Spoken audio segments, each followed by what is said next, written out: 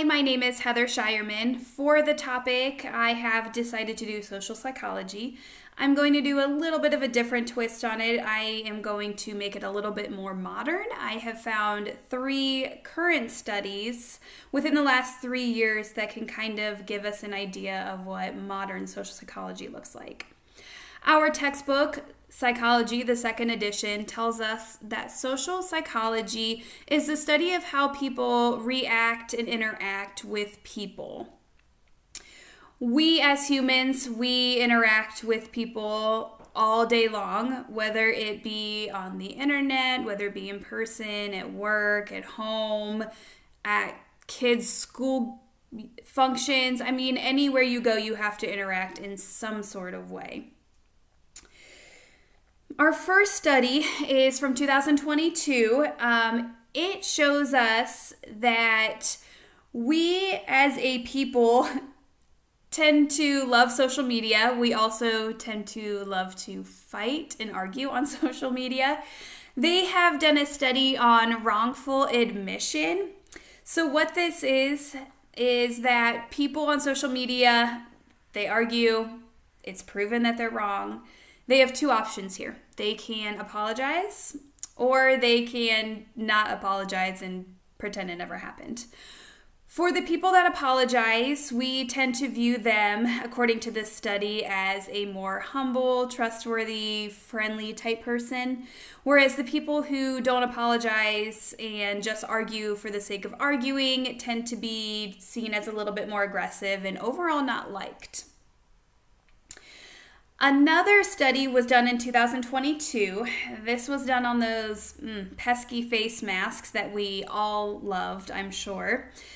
As you can remember, face masks kind of covered, half of our faces, so you were unable to see how people were reacting with their nonverbal cues. This study showed that our mouths tend to show feelings of happy, shock, disgust, while our noses can show anger and distaste. In this study, it showed that 21% of people had difficulty reading or comprehending the conversation they were having because their face was half covered and they couldn't read the nonverbal cues. This in return led them to be very frustrated and even frustrated with the people or person that they were conversing with to no fault of their own. The last study I found was done in 2021. This was an interesting experiment. This was done with a person, their friend, their romantic partner, and a complete stranger. During this exercise, they would toss a ball, and eventually this person would be left out of the ball tossing. At the end of the experiment, it found that no matter who left them out, the person left out had feelings of anger, sadness, jealousy, and complete loss of control. It showed that the human interaction really does count for how their self-esteem is at the end of the day. A few real-life examples. We have a new coworker coming into the office. We've snooped on Facebook. We found a post that from a few years ago that we may not agree with, so we formed that bias. And we may already not interact with them in the way that we should before we give them the right to show us that they are not that person. Another example, interpersonal conflict.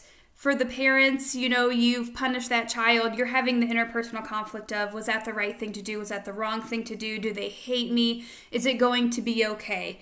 That kind of thing is our interpersonal conflict. I know I personally struggle with it, and my kids are teenagers, and I still struggle with it as they're slamming the door in my face. Another real-world example could be, we're out with a partner, we're at a party, they've kind of left us, they're having fun with their friends, you're feeling left out and feeling a little jealous. You kind of blow up at them at the end of the night to let them know that you were feeling a little crappy about the situation. You're having some issues because your parents raised you to believe that something was right or wrong, and you're having some interpersonal conflict. Is this really how I want to feel? All of these are valid examples of social psychology in today's world.